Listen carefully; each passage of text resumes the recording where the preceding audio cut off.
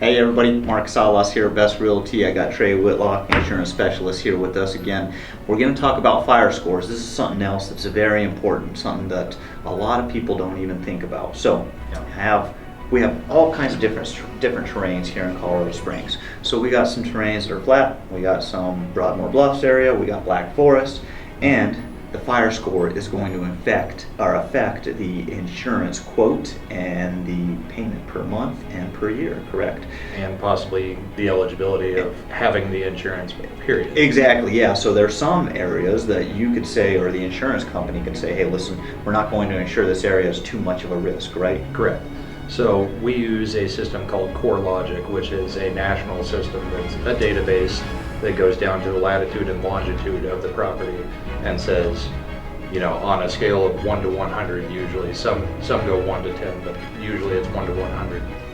You know, how much of a risk there is for wildfire. Okay. So, like with some companies, they'll take everything from 80 down. Some companies will take from 90 down. There are a couple that may take in the 90s, but a lot of times if you're above that 90 on that fire score, then the company's basically just going to tell you, sorry, we don't cover that. And I've heard that the fire score is affected by the distance to a fire hydrant, the distance to a fire station, the grade of the land. Is that correct? Have you heard any of that? Yeah, the ISO score is typically what has to do with how close the water source or the fire department is. Gotcha. The wildfire score typically is going to be based more on just how much fuel there is on that lot. Gotcha. Like if it's a treed lot in Black Forest and there's no separation from the trees in the house, you're going to have a high fire score. Gotcha. If you've got, you know, the back side of the house is just goes into acreage of trees, but the front side is empty, you're still going to have a fire score because they're looking at the chance that a wildfire, if it were to happen, how likely it is that that house could be affected by it. Okay, all right, that makes sense. Now, I know here in Pikes Peak Regional Building Department, I don't know if it's national, I know Pikes Peak Regional Building Department, we have what we call a hillside ordinance.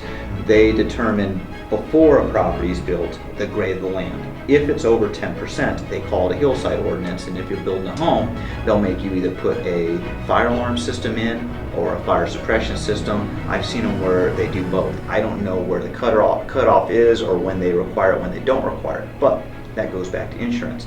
Do you guys give discounts if someone has a fire alarm system or a fire suppression system in their home? Typically any safety features, you know, fire suppression, even the smoke detectors can get you something sometimes, Really? Ring doorbell, you Oh, know, really? any security features. Okay. You can get some discount for having fire alarm systems, especially if they're monitored and on a secured line. Okay, perfect. So that Burglar, definitely theft, helps. that kind of stuff.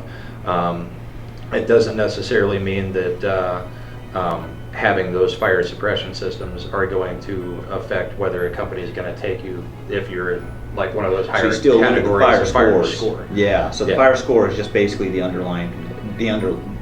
going to do the policy or not. Correct. Yep, if Yeah. they're eligible or if that Or property is if eligible. that property needs more mitigation done to bring it to an eligible status. Okay, So you may have to do, some companies will ask you to do 30 feet of clearance on every side of the house. Some will Gotcha. ask for 75 or 80 feet. Some will go up to 100, 150 feet.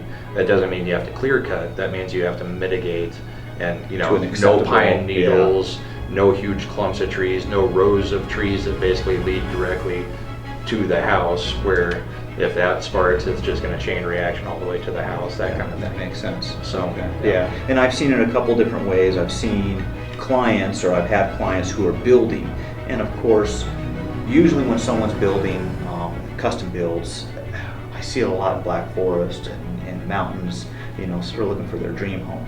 Right. Is there any way to determine, hey, we find a plot, this is the land that we want, can we call the insurance company and say, what's my fire score on this lot? This is the address. Would you guys be able to give us a fire score? We could probably give a fire score on the lot. Okay. But that's not going to be the same fire score that it's going to be after After it's the built. home So has that's been a variable, built, because you can build in the mitigation when you're doing that. Okay. You know, Black Forest Monument, some of those areas that do have trees though, most of the time, customers are buying the house there because they want a treed lot. Exactly. They're not looking to clear cut, The all lot, the way yeah. around the tree, or around the house. But at the same time, if you want to have insurance, or if you want to try to get affordable insurance, you may have to take it to a little negotiation to where you're actually mitigating enough that it becomes something that is feasible. And it's insurable, or it reduces the price. So you guys will look at that. You'll take a look at everything. So the biggest point is, if you guys are looking at a property, no matter what it is, talk with your insurance agent. Make sure you get some of these questions answered, especially if it's in the trees, if it's in the mountains, things like that. They look at the fire scores, and it will affect your rate. We'll have Trey's information here, but if you guys have any questions, feel free to give either one of us a call. Thank you so much. No problem.